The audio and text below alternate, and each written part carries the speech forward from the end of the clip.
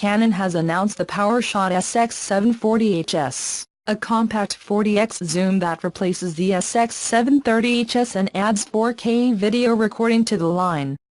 The camera has a 20.3 MP 1/2.3 CMOS sensor and can shoot 10 frames per second continuously with activated AF lock. The 20x lens has a zoom range equivalent to 35 mm of 24 to 960 mm.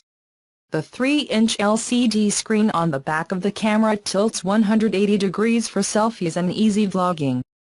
Other features include a pop-up flash and Wi-Fi/Bluetooth connectivity.